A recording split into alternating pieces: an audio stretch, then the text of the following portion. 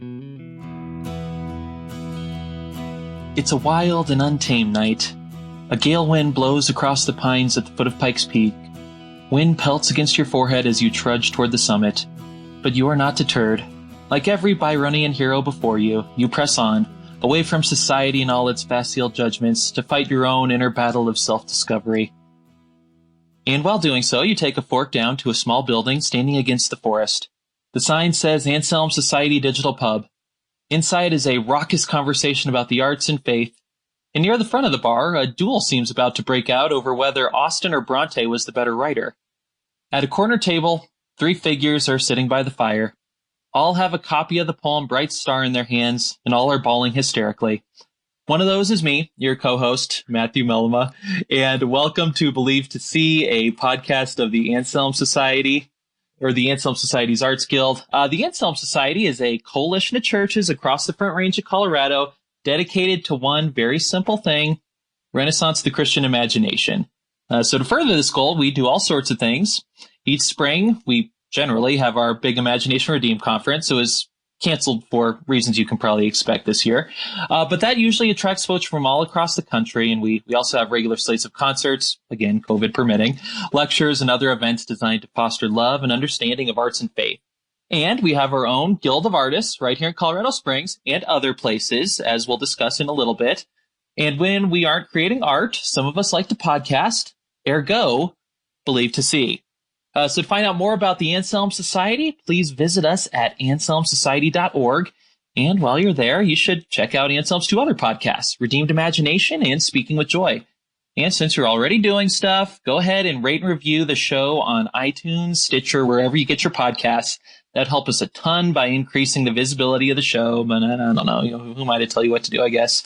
And let me also say, given we're recording this June 2nd, Tuesday, given the very heavy things going on in this country, I understand that any topic can seem kind of silly and flippant in that context.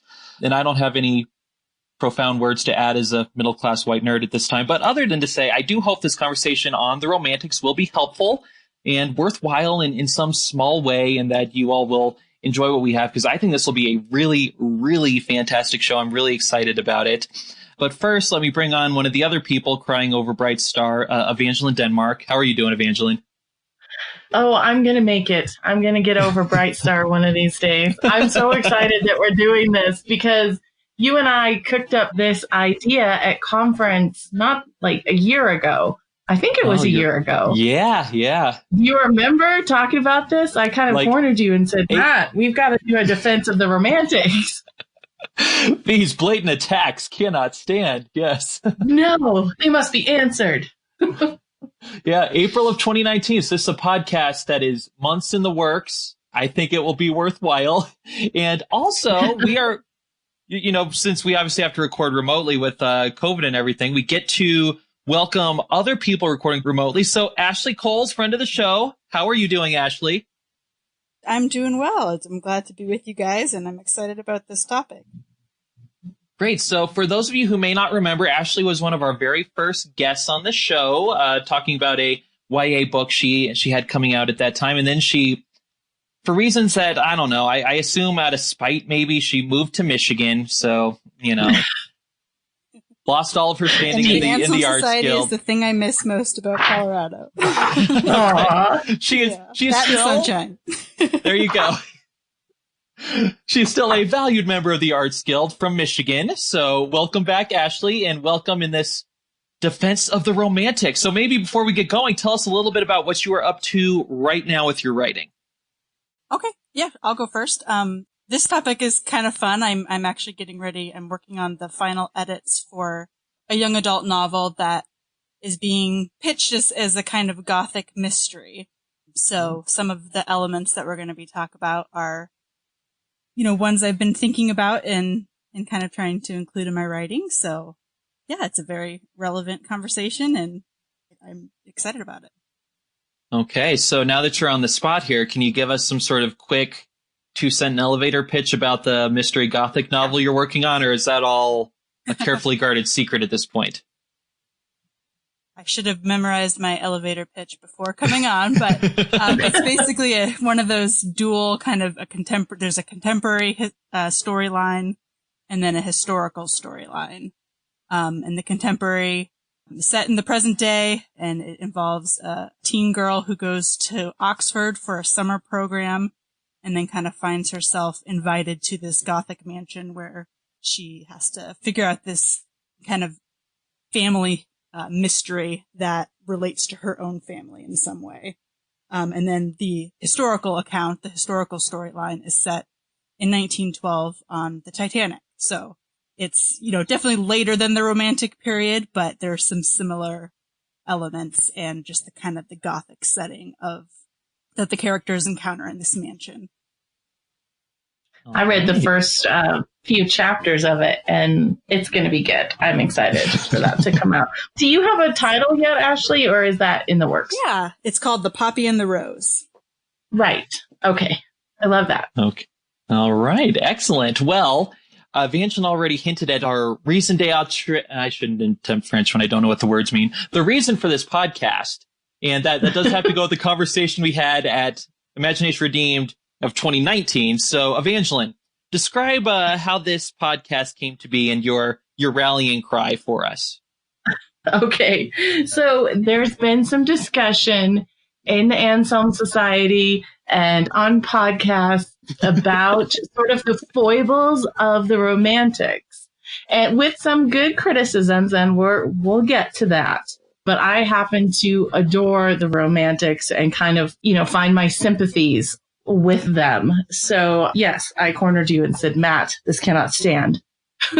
Yeah, I think if you were to go like the bullet points, like some people have like the fake like computer generated Anselm Society speaker address, there'd be reference to C.S. Lewis, reference to Flannery O'Connor. All these problems really started with the Romantics, and we all nod our heads across the audience, except Evangeline except said for no. Evangeline. Yeah. Wait a minute.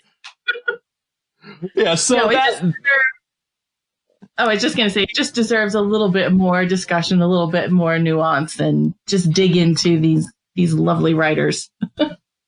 Yes, I agree. And I will admit, sometimes I've been, nodding the heads along with everyone else, like, yeah, it was those Romantics. Come on, Byron, what were you thinking? But as you hinted at, the truth is, as it generally is more complicated. And I think the Romantics have a lot to teach us. They do have some maybe dangers and pitfalls that we should avoid as artists, but they have a lot to teach us. I love so many of the Romantics, so I'm glad to speak up in their defense. I'm not going to do like the 3 cheers for Romantics, because I do think some of the criticisms are valid, but I'll give a solid 2.5 cheers for them. Okay. I can live with that. Yeah. Okay, good. So now let's start by briefly defining Romanticism, which we were talking before we started recording is, I think, antithetical to the spirit of Romanticism, but I'm a conscientious podcast host, so I went to find one of my old English textbooks, and here's what the old Norton Study Guide had to say to describe the Romantic period. We're looking at the time between about 1785 and 1830, give or take on either side, depending on how you're feeling. Main poets, we're looking at Wordsworth, Coleridge, Keats, Byron, Shelley, or both Shelleys, really. And the core concepts, which I'll just run through, then we can sort of go through in whatever order you guys want. But the core concepts, according to the Norton Study Guide, was the primacy of the poet in the creation of poetry. I feel like we need a nice, like, lightning bolt or, like, wind across the leaves sound effect every time I say one of these. But also poetry as a free and spontaneous act of creation. 3, a special emphasis on the power of nature. 4, glorifying the lonely and the outcast with a special emphasis to the artist as the lonely outcast from society, leading to generations and generations of moody punk poets in every high school across the country. And 5, a special emphasis on the supernatural and the strange. We'll use this as a launching pad to get into more particular topics. But Ashlee, let's start with you. We don't need like a Norton anthology definition necessarily from you, but what do you really think of as the primary things in connection with Romanticism writ large? Yeah, that's a very good place to start. And I think even like if we think like, why are they called the Romantics? because, this is not because they necessarily wrote romantic love poetry. It's, from what I understand, it's a longing to recover like a romance in the sense of like the epic quest tales of the Middle Ages, like King Arthur, those kind of epic legends. When I hear the Romantics, I often associate it with maybe a recovery of some of the elements of literature in the Middle Ages, as opposed to like the Enlightenment was was trying to recover, the classical era, some of harkening back to the ancient Greeks and Romans. And then the Romantic comes along and kind of rejects some of or at least wants to de-emphasize the place of like reason and logic and science that was highly elevated during the Enlightenment, and says, let's go back to the period of the Romance and bring back some of those elements as well. So yeah, that's kind of my initial response I have to that term Romantics. Oh, I like that you brought up the Enlightenment because, that was something that they were reacting to, as well as the Industrial Revolution. And, I think there was some really important critiques going on as they looked at what was going on with the Industrial Revolution. And also, I would add one of the things that I remember, you mentioned your Norton anthology, which I can't find my second Norton anthology that would have all this in there. I remember distinctly sitting in my British Literature 3 class and, the professor putting up the picture Wanderer Above the Sea of Fog by Caspar David. Yeah. Yes. And talking about the sublime. And I was just gone. From that moment, I was like, oh, this is, what I have felt and what I have, longed for and experienced, far too seldom.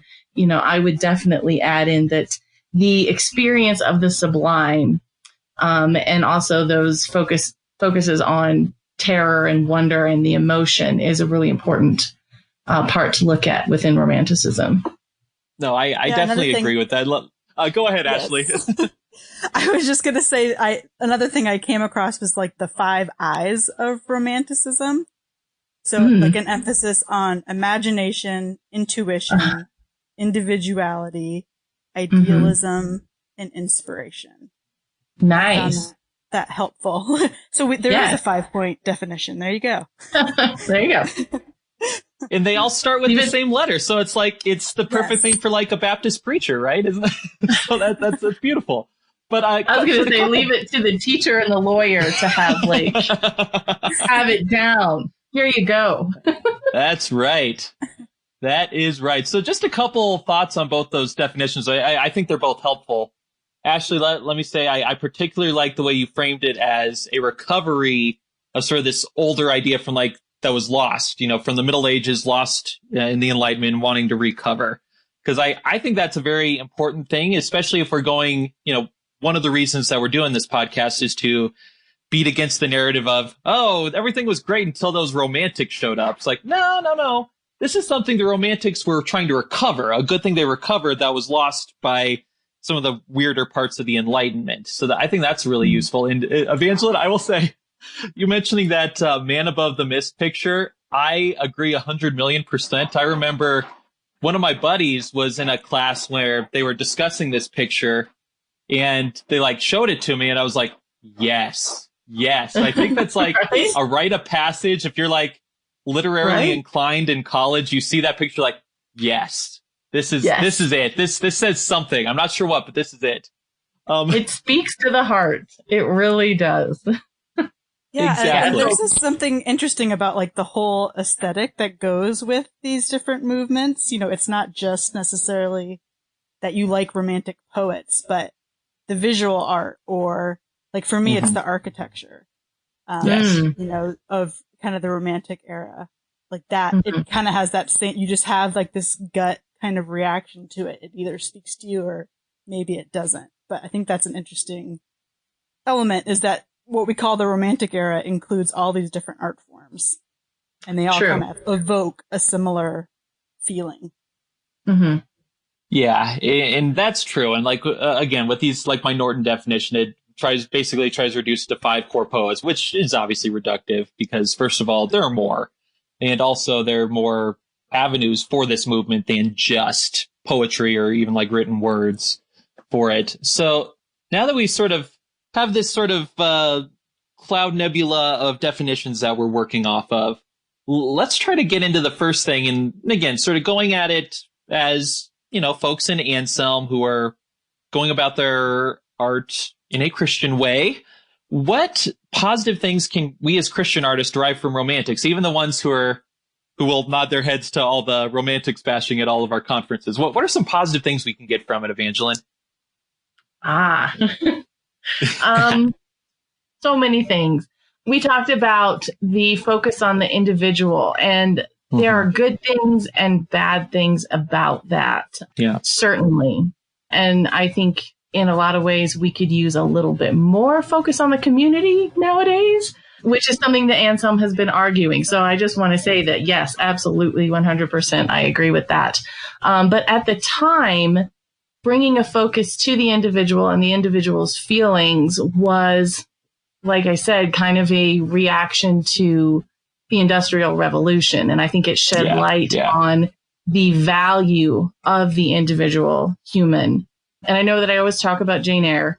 Charlotte's words in Jane Eyre really bring out the plight of women at the time and kind of are a great example of bringing about equality through this romantic focus on an individual's emotion. So I think that's one really good thing.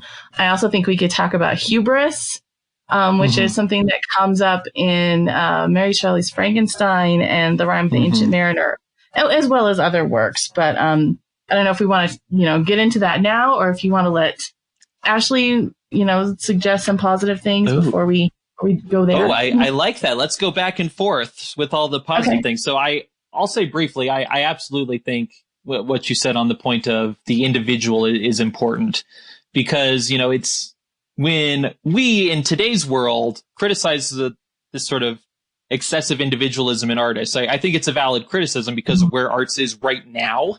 But at the time they were making, like you said, Evangeline, that wasn't the template they were working off of. They were working off of this dehumanizing industrial system where, whole parts of England were turned into these hellscapes. So in that system, that's a useful message to emphasize the individual. So absolutely. So now, Ashlee, it's your turn. Let's sort of go. We'll play a game of verbal ping pong. So now you give one of the benefits of romantics for Christian artists, and then we'll just go back and forth and see who wins. Okay, good. So we've done the individual. That's great. Yes. So another common criticism is the emphasis of emotion over reason. And there may be some truth to that. And again, I think we maybe have a tendency to criticize it in our day because, you could say the great art of our era is the advertisement, which, often relies heavily on like twisting people's emotions, appealing to their emotions, and kind of leaves logical argument out of it a lot of the time. But I actually think like what the romantics were trying, it wasn't necessarily, when we say emotion, maybe we think of just kind of mushy sentiment or just kind of, acting based on whatever you feel. And I don't necessarily think that that's what they were trying to evoke. And it's definitely not the sense that I get when I read the romantics. It's more just this idea that as humans, we make our decisions, we form our beliefs, we're shaped by more than cold, hard reason. And there's almost this sense that it's kind of like a third way between just acting off of your feelings and acting according to, strictly to logic. I often think of the romantics as appealing to like that middle ground, the heart. So like, the seed of virtue, the sentiments that are really powerful, like justice, freedom, love, these things that really have the power to kind of captivate our imaginations and move us to action. Like the word courage, we often hear that it comes from the Latin for heart. This isn't just mushy emotion. And they're not illogical things. It's not just some kind of sappy sentiments, those sentiments that can really powerfully shape us and motivate us. And that's what I see a lot of romantic art and poetry speaking to.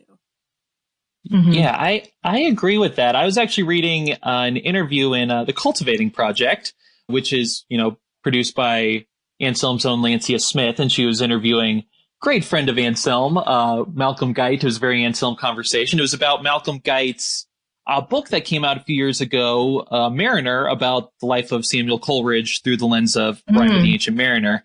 And that is a book I really, really want to read, but it's very long, so I need to find the right moment to do it, because I love Malcolm Guite. I think it's a fascinating subject. But one of the things they were talking about was this role, the role of, I may be using the wrong term for it, but basically the imagination, and how it was sort of this inner drive, when used rightly, that helps sort of make sense of I'm going to butcher this. I apologize, Malcolm Guite, if you're listening to this, but sort of makes sense of these sort of temporal things and pushes them in toward the eternal, and that how it can operate even beneath the conscious. So it's a sort of inner thing, like you were saying, Ashlee, the heart that is operating at a level that maybe the intellect can't grasp, but is still leading the individual toward truth and toward God. And it was a very fascinating idea that I think it's easy for us to sort of overlook in today's times, but it's a really interesting, very important thing that is fleshed out in the Romantics. All right, so Evangeline, your turn. The ping pong ball is coming towards you. Okay. Yeah, I would love to read that book as well. And I'm just thinking about how that poem just makes so present an awareness that there is more than what we see. And, it's a fantastic poem. So I was going to take up the cause of the lonely and the outcast. So we have been having a really good conversation on the podcast this year about the centric artist. And that is so important. And I don't quite see the glorification of the lonely and outcast within the Romantic period. What I see is community looking a little bit different than what's expected, or what everyone experiences, but certainly not present at all. I mean, if you think about, of course, the works that came out of the sort of, not that I'm calling this a healthy community, but Byron and Shelley and who's the other one? I'm not saying they're a healthy community, but Frankenstein came out of that, and many other works. And then, if you want to talk about the Brontes, who were very isolated and yet had incredible community within their family.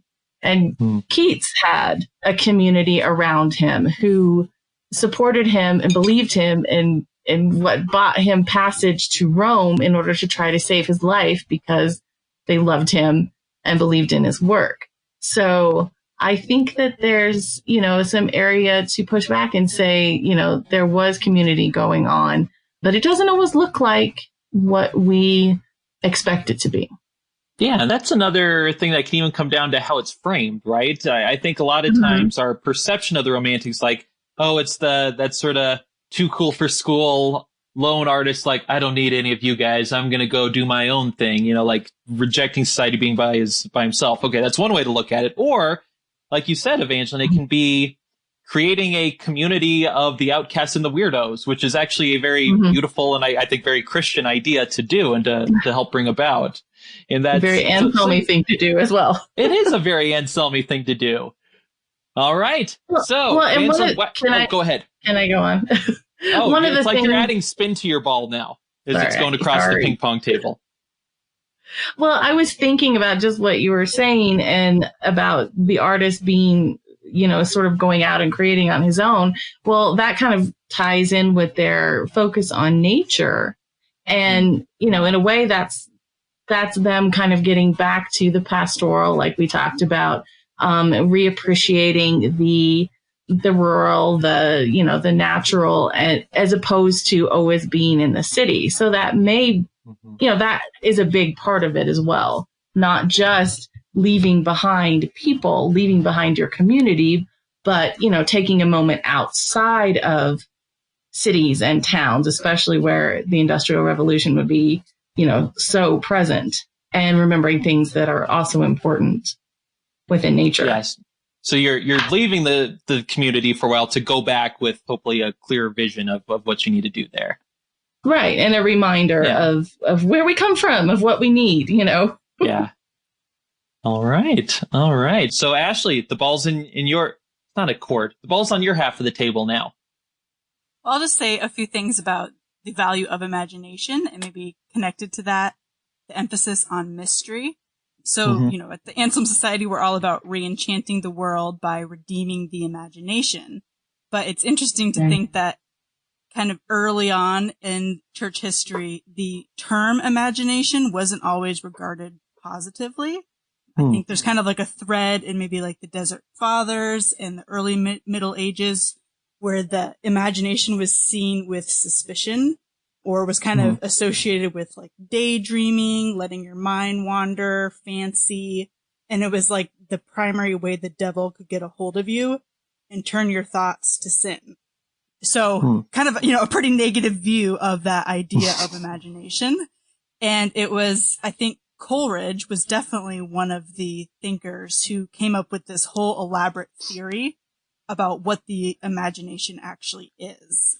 And he kind of went way far beyond saying it's just like fancy or daydreaming, but it's like this ability to synthesize and bring together all these different ideas and elements and create something new out of those pre-existing concepts.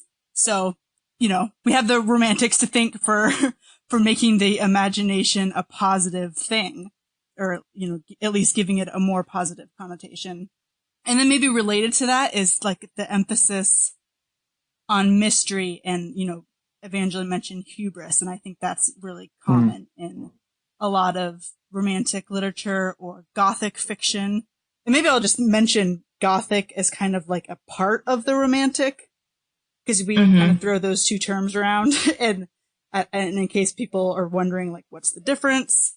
It seems like Gothic is more, kind of applied to novels, short stories, as opposed to poetry. But, a lot of similar concepts and, but like this emphasis on maybe human fallenness, weakness, the struggle for redemption.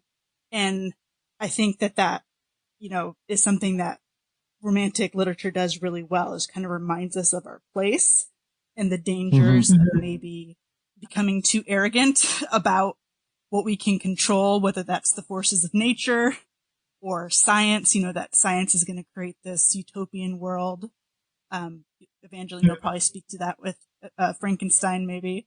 But this idea that there are things that, yes, there's a lot we can know through reason, and yes, there's a lot we can know about God through revelation, but there's still this mystery that exists, and we should remember that as human beings, that we can't understand or control everything. And I think that's a very timely, a perennial like reminder that we always need. Yeah. Really, like, it encourages a healthy fear of God, doesn't it? I mean, if you think about Frankenstein, the whole, premise is this scientist trying to play God, and, the horror that he creates. And, it's really telling. And it is, like you said, Ashlee, it's perennial. It's really important always. And of course, this is not to say I don't want to come off as anti-science, not at all. I am 100% pro-science. But with that mystery, we have to remember that we cannot know everything, and that there are things outside of our knowledge that are forces that are, affecting our world. And you see that time and again in Romantic poetry is an appropriate, I think, humility in the face of the sublime.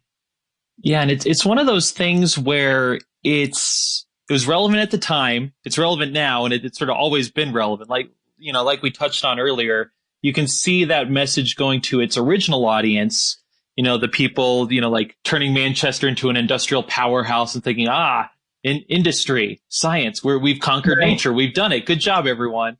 And then, you go forward to like the Victorian era. We're like, hey guys, we've conquered the world. We've shown them our values, which are the best. We did it. Good job, everyone. And now we go to today where several different sections of our society is like, guys, we've reached the pinnacle of human progress. Everyone who came before us is stupid. Good job, everyone. We did it. Like this message of the Romantics is always new because humans keep making this same mistake over and over again, and we will always therefore need the message. So true. Yeah. So Evangeline, back to you. Can you think of another one? Another positive. I am just kind of bouncing off what Ashlee was saying. I love the Gothic, which is a subset of the Romantics. And we've talked about that before on the podcast, but I love that, the tropes within Gothic novels are there to explore things that, especially in the Victorian time, were taboo and things that you didn't want to talk about and yet needed to be talked about, needed to be uncovered. I'm thinking about all those narratives like Follow the House of Usher, the Thornfield Hall is burnt down. All of these things, these truths that need to be uncovered, and they're ugly, but it's part of the process of overcoming, of redemption. And that is most definitely relevant today, to take a look at and take down some of the structures that are damaging, and take a look at how they were built and the ugliness beneath and deal with it. Okay. Ashlee, back to you. Well, this one we've hinted at here and there. So I'll just go a little bit deeper, but the idea that we're more than matter, that nature isn't all there is. Like even, the Romantics emphasize nature, but it's like Evangeline's been saying, the sublime, the supernatural. There are forces that we can't control. And another kind of subset of the Romantics that I've kind of learned about recently is this idea of the dark Romantics. So people like, I think Nathaniel Hawthorne would be considered a dark. And so there's this sense of like the tragedy of life, and an emphasis maybe on kind of an acceptance that human life on this side of eternity will never be perfected because of sin, because of our fallen natures, and that things would be pretty hopeless if we didn't see this life as an earthly pilgrimage through the Shadowlands to our true home. And that doesn't, of course, doesn't mean we should just live for heaven. We can seek to reveal the kingdom of God here and now. But I think that, I don't know, that reminder that tragedy and the difficult things of life, suffering, is a part of the human experience, and maybe we shouldn't be so shocked by it. Which I think is something where a lot of us who are experiencing right now, this kind of widespread global suffering, that maybe after a generation of kind of relative ease and comfort, relatively speaking, is like a shock to our systems, when really it's kind of been there all along, and it's always been part of reality. I think I mentioned to you guys like that I have some, loved ones or friends who sometimes will ask me things like, why are all the books and movies and songs you love always like sad and tragic?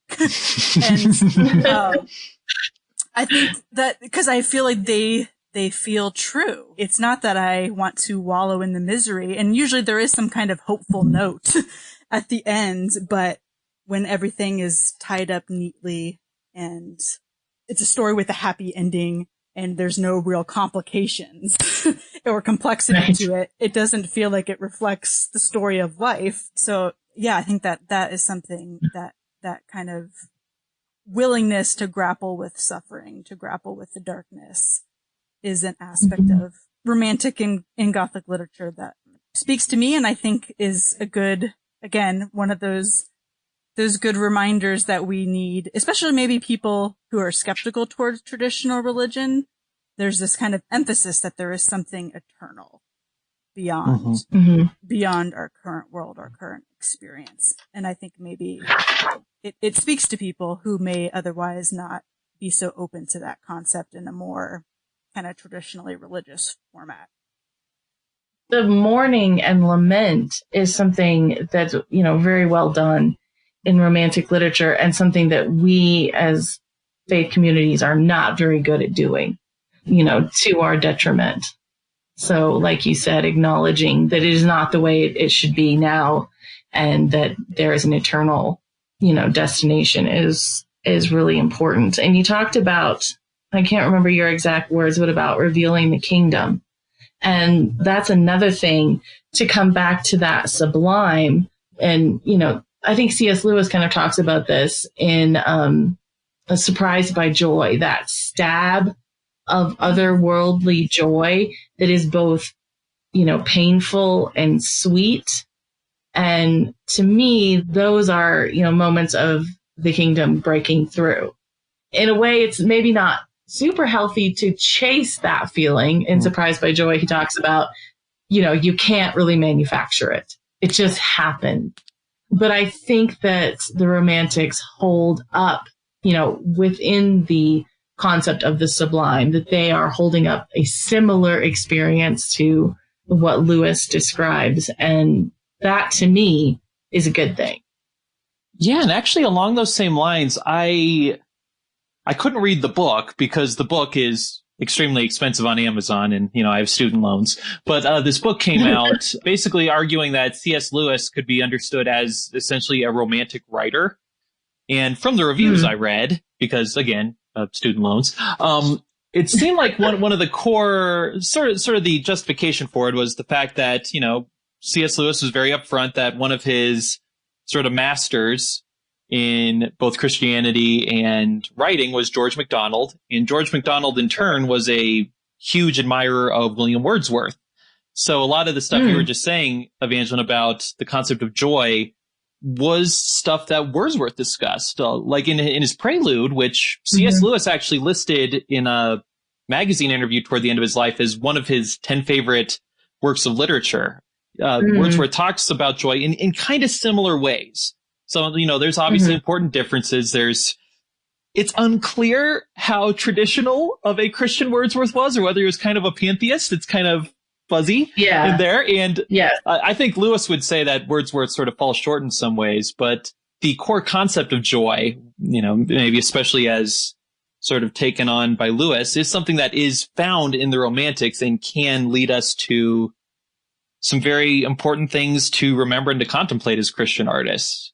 So I think that could serve as like the final nail in the coffin there for the anti-romantic crowd. Guys, C.S. Lewis liked us. So, and end of debate. That's how it works, right?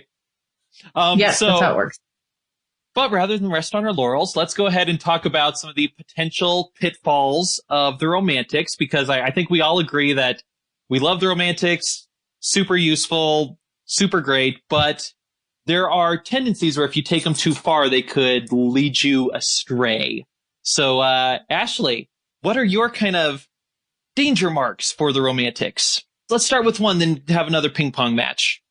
Yeah, well, I think we kind of addressed it in the positives, but just to maybe go back to why recently with the Anselm Society, we've been kind of bashing on the Romantics a little bit, or just, that the whole concept of the centric versus eccentric genius, because even in the talk I gave recently for the Imagination Redeemed Online, I told a whole story about how I was kind of enamored with the Romantics as a young person and kind of really attracted to the idea of this kind of justification for an extreme introversion that kind of could, if you wanted to limit the amount of attachments and responsibilities that you had in your life, you had some justification because it was for the sake of art and it was a necessary part of pursuing the life of a writer or an artist. And we've kind of talked about how that's a caricature, and probably even in some of the examples that we might think of, as Evangeline said, there is probably more community going on than we might initially think. It just might look a bit different. But I mean, I think that, not to just, beat this point into submission, but I think that is something that is a legacy that it kind of exists in our world still. This idea of not so much of being like isolated. I don't think I think people are longing for a community, but more that to be creative, you must be unique. I would say that maybe that is the temptation that you could kind of pull out of some of the romantic movement and run with, this idea that you have to not be building on a longer tradition, but that you have to create something completely original and an expression of yourself, as if that's even possible. But I would say that that's a mischaracterization of the Romantics rather than, what actually was going on in a lot of cases. Yeah, that makes sense. And I think this analogy might work. It's sort of like Cormac McCarthy. Okay, his novels are really great, and he has this very distinct style that's, very spare, doesn't even use like quotation marks, whatever. He can do it. But the problem is the army of imitators coming after him, like all these dudes marching in MFA programs, like, I'm going to make stuff like Cormac McCarthy. And the imitations are always like, oh my gosh, this is awful. How did this happen? I kind of feel like that's the way that the Romantics are, where it's like, they have this idea that, again, as we discussed, when understood in the right context, is helpful. But all the imitators and the imitators and the imitators, when they get a hold of it, it can turn into, well, you better be an isolated weirdo if you want to be an artist. If you're not an isolated weirdo, you're not an artist. If you're an artist, you better get away from people. It's easy to take a good idea and through osmosis to osmosis to osmosis, it turns into a bad idea. Part of literature is having a conversation with who has come before you.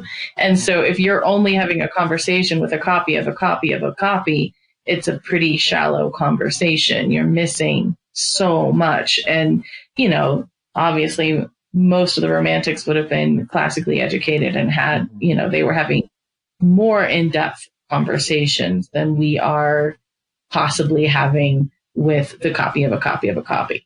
So, but I was going to talk about darkness, which is something that Ashlee and I have discussed plenty, both, privately and at Anselm conferences. But there is the danger of going to, like I talked about, the underbelly, the ugliness that is beneath, a lot of things, like we talked about Fall of the House of Usher and those themes that are dark. There's a danger of just getting trapped in those dark themes and never resolving. Whereas, with Frankenstein, with Rime of the Ancient Mariner, with Dracula, there is, incredible light shot through these, these works. And at the end, you see it. And I'm not saying, there always needs to be a neat wrap up.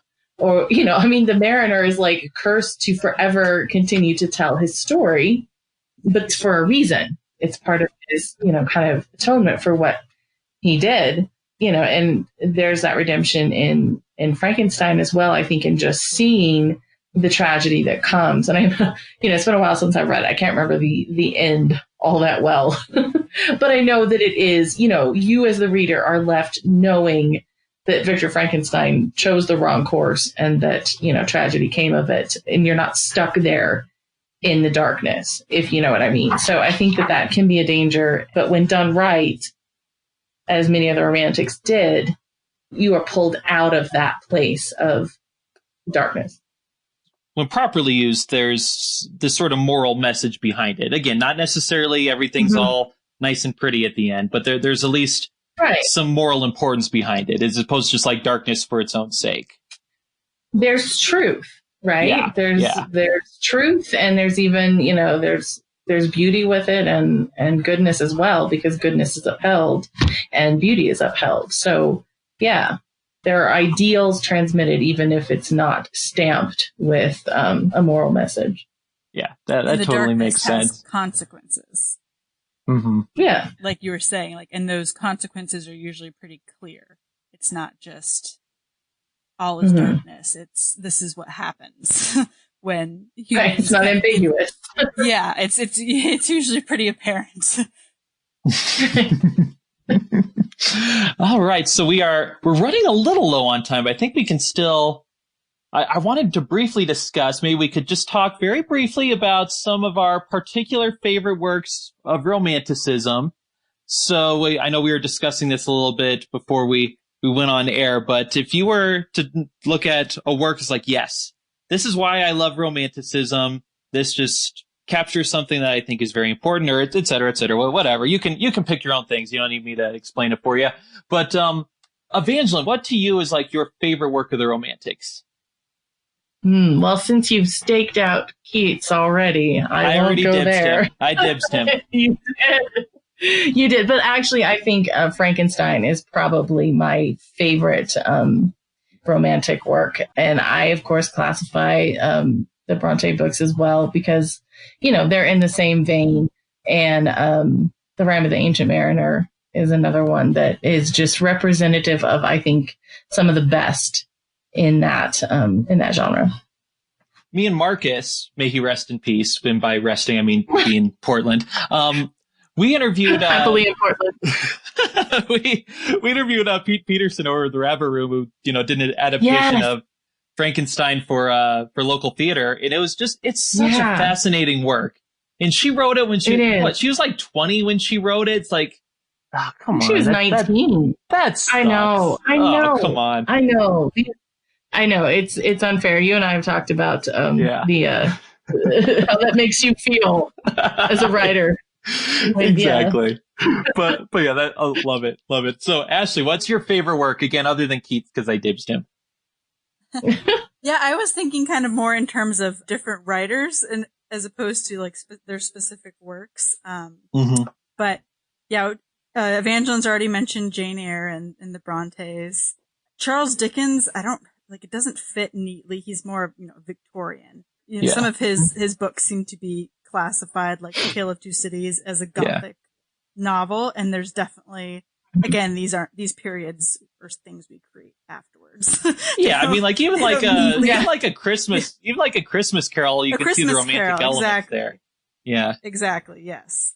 And that kind of, response to the Industrial Revolution. Yeah.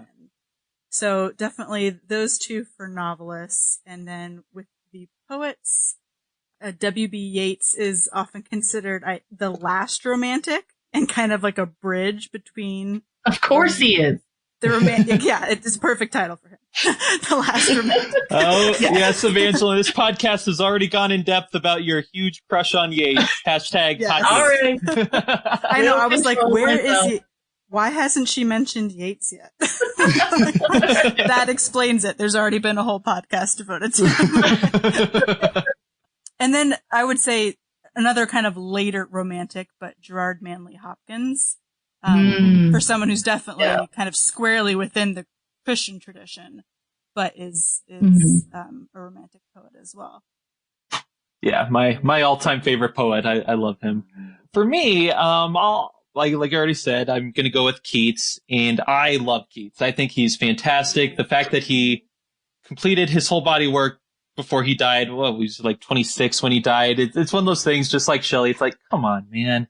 How can you do that? But it's one of those things where reading Keats originally, like I'd read sections of him, like my high school English classes or college. It's like things that like awaken something inside you. I think going to maybe that joy concept that talked about with Lewis, but going back to him even like later in life, it's just so good. And when you read his poems, knowing that he died so young, it's just so sad. So I think it's a short one, so I'll go ahead and read it. And again, I don't have a poem reading voice, so imagine I'm reading this with the voice of Joel Clarkson from a Redeemed Imagination podcast. Okay, so this one's When I Have Fears That I May Cease to Be. When I have fears that I may cease to be, before my pen has gleaned my teeming brain, before high piled books and charactery hold like rich garners the full ripened grain, when I behold upon the night's starred face huge cloudy symbols of a high romance, and think that I may never live to trace their shadow with the magic hand of chance, and when I feel, fair creature of an hour, that I shall never look upon thee more, never have relish in the fairy power of unreflecting love and on the shore of the wide world I stand alone and think, to love and fame in nothingness do sink. Ugh, now I'm going to just go stare wistfully out a window for the rest of the day. But anyway, love Keats, love the Romantics. And yes, thank you both for joining me on this episode for the 2.5 cheers for the Romantics. And before we go, anything you'd like to plug or lead us to before we sign off? Ooh, I found this amazing. It's called The Big Read. Oh, yeah. And they're reading the Rime of the Ancient Mariner, and it's in snippets, and there's like different celebrities reading it. The first one is Jeremy Irons. So if you Google Ancient Mariner Big Read, you will find it. And like, there's all kinds of Iggy Pop, Tilda Swinton, all these people reading little bits of the Rime of the Ancient Mariner. So fantastic. That's great. Check that out. All right. Yeah. How about you, Ashlee? That's my dog. Yeah. Well, we already talked about, how if you just give the answer C.S. Lewis liked them, then that's kind of the mic drop. But I think it is interesting because, we often have like this question at the Anselm Society or at our gatherings, like, why do we keep referring to him? How do you get a writer like this? How do you get a writer like Lewis? And I agree that he is very influenced by the Romantics, but I also think you could go through just about every era of literature and be like, oh yeah, that influenced Lewis, or he knew them so well. And I think that's really what it comes down to, is like he was the product of a very healthy, like, liberal arts education where he understood the whole canon and read widely and was influenced by different elements of different artistic movements and periods. And so I wanted to just kind of highlight a poem by Lewis that I first heard Malcolm Guite read in a very Gothic looking church in Cambridge. So very nice. Kind of a sublime, you want a sublime experience. That's it. There it is. And it's called Reason, and he highlights 2 Greek goddesses in the poem. And he wrote this before his conversion, by the way, which is interesting. The poem is about 2 Greek goddesses, the warrior virgin Athena and the mother goddess Demeter. And he illustrates how another virgin mother, and ultimately incarnation itself, helps him reconcile reason and imagination. And I guess that's kind of what the point I was getting at, is that we get a thinker like Lewis because he can reconcile those maybe extremes that the Romantics and the Enlightenment thinkers were fighting over, or fighting about, reason and imagination. So I'll just read the poem. Set on the soul's acropolis, the reason stands, a virgin, armed, commercing with celestial light. And he who sins against her has defiled his own virginity. No cleansing makes his garment white. So clear is reason. But how dark, imagining, warm, dark, obscure, and infinite, daughter of night. Dark is her brow, the beauty of her eyes with sleep is loaded, and her pains are long, and her delight. Tempt not Athena, wound not in her fertile pains Demeter, nor rebel against her mother right. Oh, who will reconcile in me both maid and mother? Who make in me a concord of the depth and height? Who make imagination's dim, exploring touch ever report the same as intellectual sight? Then could I truly say, and not deceive, then wholly say that I believe. Wow. Huh. Do we know how soon before his conversion he wrote that? Like, was that when he was, I think it was his late 20s, young? Interesting. Yeah, it was a couple years. It was when he was definitely searching. But yeah, I just love how he's like speaking about the incarnation as the place where, without even knowing it, where he can reconcile reason and imagination and find the virgin meeting the mother. And it's a really, really fascinating. I love that. That's amazing. Yeah. That's great. All right. Well, thank you both. And as The listeners probably know things are winding down at the Anselm Society Digital Pub. Fire's down to embers, the customers are trundling home, and you've polished off your final glass. Once again, Believe to See is a podcast of the Anselm Society Arts Guild. To find out more about the Anselm Society, visit us at anselmsociety.org. Thank you all for joining us, and we'll see you next time.